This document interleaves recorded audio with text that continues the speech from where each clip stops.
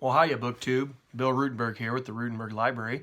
Wanted to come to you today with my plans for this next month of reading.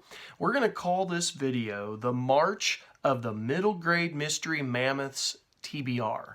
And so this March, what I want to do is try to get involved in several of the readathons that go on here on BookTube. There's, the Middle Grade March, there's March Mysteries, and March of the Mammoths. And last year when I got on, I was still pretty much a rookie at BookTube and getting involved in anything. So I didn't get involved in any of the readathons for the month of March. And so this year I wanted to try to get involved. I don't know that I will be like 100% involved. Like I'm probably not going to get involved in any of the discussion boards and stuff like that. But I am going to participate in just what I am reading. And so I wanted to give you, my list of stuff I'm going to be reading. So this month, I have kind of some big plans. I hope to get 10 books read this month, and I don't know if I've ever done 10 books at once. So this is kind of a big plans for me. So anyway, the first 3 books that I want to talk about are actually going to be buddy reads, and they don't. 2 of the 3 don't necessarily fall into any of the categories, but I still want to get those read. So the first book that is going to be a buddy read for the month of March is going to be Catcher in the Rye by J.D. Salinger. Now, on a previous video, I had done a tag, and I had told you that that is one of the books that I have lost, and still haven't found it, but one of you out there, Nathan Fong, was kind enough to email me and send me a PDF file with the book. And so my daughter and I, it's a pretty small book, so my daughter and I made plans. We're going to try to get this read. So Catcher in the Rye is going to be one of my first books on the list. The second book that I want to read, I am going to be doing a buddy read with Peg over at the History Shelf. And we are going to be reading Eric Foner's A Short History of Reconstruction. And this is abridged edition from Reconstruction, America's Unfinished Revolution. It's pretty short. It's only... let's see, actual text of the volume is 260 pages.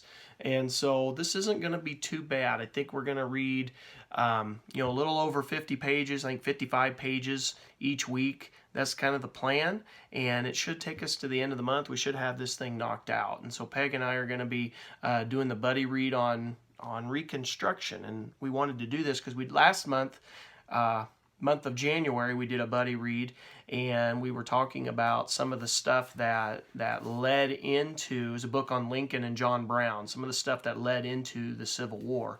And this one, of course, talks about Reconstruction after the Civil War and the United States plans to try to put the nation back together. And I shared with Peg that, I like Eric Foner. He's a great author. And, I got this, haven't read it yet.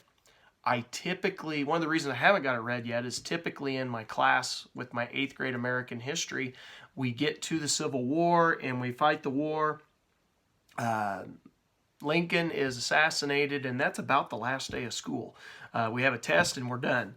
And I usually run out of time for Reconstruction. Our high school class, the American history class in high school, picks up Reconstruction, but I hardly ever get to, I've never got to cover Reconstruction. So I look forward to reading about that, learning more about that, because I just haven't read much on it. So the next book that I'm going to read for the month of March is another buddy read, and my friend Brian and I are going to read The Civil War, a narrative, Fort Sumter to Perryville. So this is the first volume in Shelby Foote's trilogy on the Civil War. It is a big book. Matter of fact, this is also going to be the first book in my my only book for March of the Mammoths, because this is 840 pages, so that will count for March of the Mammoths, because it just has to be 800 pages. Now, I will say, I don't know if we'll get this done because we've both, talked about reading at a little bit slower pace. And of course, I said I'm going to have 10 books to read. So I don't know if we will quite get this done, but we'll see. If we're reading through it and the pace of the book's going, maybe we can. But we want to make sure that we kind of go slow through this and enjoy what we're reading. And I've never read Shelby Foote's big trilogy before, so this is the first time for me. So I'm really excited about this. Many of you had suggested that I need to read this, and following your advice. So there we go. So that's my third buddy read and my March of the Mammoths book. So for middle grade March, my plans for this month are I'm going to read Brotherhood by A.B. Westrick. And I've actually started this. I'm a little bit into this one because I've been using this as my SSR read at school when we're doing our 20 minutes of sustained silent reading. And so I've read a little bit of this, and it's about a couple of brothers who live in Richmond, Virginia, right after the Civil War is done, and the Union soldiers have taken over the city, and they are living through, that awkward time right after the Civil War where people are trying to put the nation back together, and these two boys, their family's been hit by the Civil War just like everybody else's, and they have gotten involved in the KKK, and the main character has actually is in the process of befriending an African American, and of course being involved in the KKK and befriending an African American, that does not really go over very well. It doesn't mix, and so that's where we're at. She's going to be teaching him how to read, and I haven't gotten any further than that, and I think he's going to have to come to grips with his feelings about which side is he going to be on. So that'll be interesting to see where that book goes. Recently, I picked up this book, Deck Z, The Titanic, Unsinkable and Undead, by Chris Pauls and Matt Solomon. And this says, the year is 1912.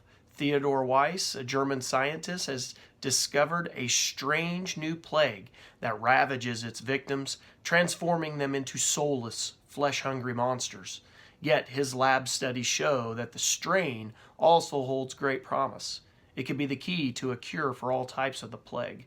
When Weiss uncovers a sinister military plan to use the disease as a weapon, he steals the world's only sample vial and makes for America, where he will be safely out of the reach of German operatives. And what better way to travel in anonymity than on the world's largest ocean liner, making its maiden voyage that very week. And so that'll be interesting. You see, had to kind of keep that one hidden. It's got a dead hand there. I didn't want my 3-year-old to see that, but I thought that'd be kind of interesting. I don't usually read those type of stories, and so it'll be we'll see if I like it. But the other middle grade book that I'm going to read is Narrative of the Life of Frederick Douglass, an American Slave, and I read this every year. My 8th grade is going to read it at the last week, the very end of March, and that will take us into the antebellum and Civil War eras in my 8th grade American history class. And so really enjoy that book. I think it's an excellent segue into those units, and Frederick Douglass is just like a hero of mine in American history, and so it'll be exciting to read that with this new group of kids. And I am also going to be reading for the month of March, for March Mysteries. I am going to read Vineyard Fear. This is Philip R. Craig. I've been reading these the last 2 months. Philip R. Craig has been my introduction to mystery, and I've really, really enjoyed his books. They're pretty easygoing mysteries. And this was, it's a Martha's Vineyard mystery, and it was originally published as Cliffhanger. And so I look forward to reading that. I've enjoyed all of them so far. I had started it, but I'm not like super far. I've only gotten 2 chapters in. And so, I'm not very far in that one. So I'm going to go ahead and use that for the month of March also. I am going to continue to read Craig Johnson's mysteries, the Walt Longmire series. Death Without Company. Haven't started this one yet, but I read The Cold Dish this month, and I've really enjoyed Craig Johnson. I like Walt Longmire series. I like the TV show, and I've enjoyed these books as well. So I look forward to this. This is book 2 in the series. Oh yeah, and also when they do March Mysteries, they have a theme for the month, and there's several single word themes that you could read under. And Death Without Company, I went with the theme single. I know that's not in the title necessarily, but Death Without Company means that one is whoever's dying's dying by themselves, so that's a single, right? So that's how I'm going to link that one in. And then Vineyard Fear is going to go under the theme of place, because Martha's Vineyard. So the third book that I'm going to read for March Mysteries is Agatha Christie. Never read Agatha Christie before, so I'm really looking forward to this. I know many of you have talked about it. I know Scott at the Bookish Bryants talked about this book in, a couple videos ago when him and his wife did the top 20 novels. This one is And Then There Were None. And it's also been published as 10 Little Indians. And so the single word theme is number for this one. So 10 Little Indians. Or Then There Were None. I guess none is kind of the same thing as 0, right? So anyway, that's what I'm going to use for that theme.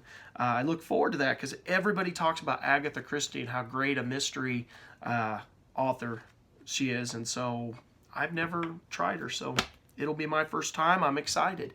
And the last book that I am going to read in March, book number 10, is a book that has not come in, the librarian that we've got here in our local library, she brought in a book that is not out on the shelf yet. She cannot put it out until Tuesday, and that is Thaddeus Stevens, Civil War Revolutionary, Fighter for Racial Justice by Bruce Levine, or Levine. I'm not sure how to pronounce that, but I look forward to reading that. Peg at the History Shelf, she showed off that book. A couple videos ago, and I was pretty excited when I saw that. I was like, that'd be a good book to get. And then the next time I went to the library, lo and behold, our librarian says, wait a minute, I gotta show you a book. And that was the book she showed me.